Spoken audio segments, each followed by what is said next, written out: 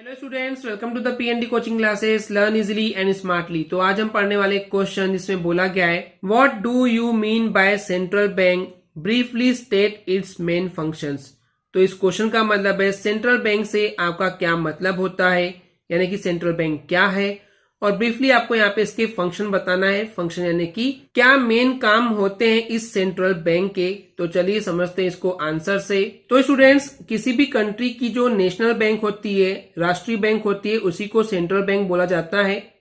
तो यहाँ पे टर्म है national bank.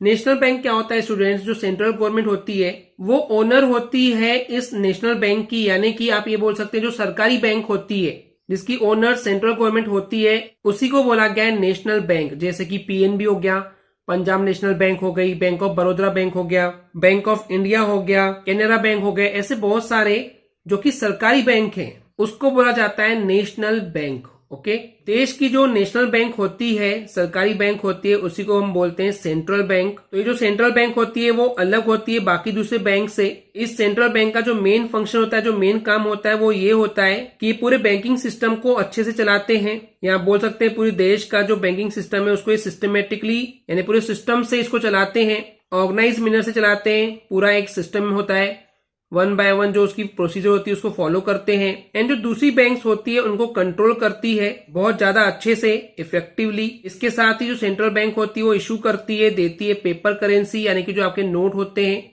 50 rupees note, 100 rupee note. तो ये जो पेपर करेंसी इसको इशू करने का काम भी सेंट्रल बैंक का ही होता है। तो अभी कितनी करेंसी इशू करेगी ये डिपेंड करता है कि कंट्री में, उस देश में कितने करेंसी की जरूरत है, उस हिसाब से सेंट्रल बैंक इशू करती है पेपर करेंसी को, नोट्स को। इसके अलावा किसको कितना लोन दिया जाना चाहिए, क्रेडिट दिया जाना चाहिए, वो भी कंट्रोल करती है कौन, सेंट्रल बैंक। एंड कंट्री के पूरे बैंकिंग सिस्टम को भी कंट्रोल करती है सेंट्रल बैंक। एंड इसके अलावा जो गवर्नमेंट है, गवर्नमेंट के फाइनेंशियल रिप्रेजेंटेटिव के रूप में भी कौन काम करता है, सेंट्रल बैंक।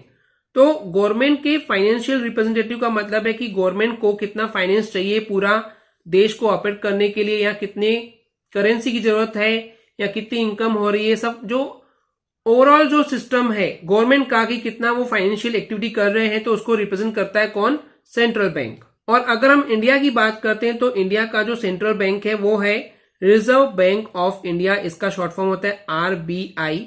तो रिजर्व बैंक ऑफ इंडिया जो है ये सेंट्रल बैंक है इंडिया का।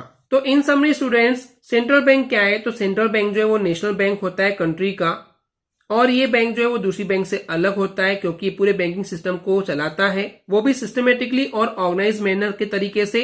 एंड इसके साथ ही जो सेंट्रल बैंक है वो दूसरी बैंक को कंट्रोल करता है। इसके साथ ही वो कितना लोन दिया जाना चाहिए, कितना क्रेडिट दिया जाना चाहिए, उसको भी कंट्रोल करता है, और कंट्री के पूरे बैंकिंग सिस्टम को कंट्रोल करता है। एंड इसके अलावा गवर्नमेंट का फाइनेंशियल रिप्रेजेंटेटिव का काम करता है। एंड इंडिया का जो सेंट्रल बैंक है वो है Reserve Bank of India. Okay students, clear है? आई होप स्टूडेंट्स आपको ये क्लियर हो गया होगा। अगर आपको हमारी वीडियो से कुछ भी सीखने मिला या नॉलेज मिला तो प्लीज हमारे चैनल को सब्सक्राइब कीजिए एंड वीडियो को लाइक जरूर करें। आज के लिए इतना ही, थैंक यू।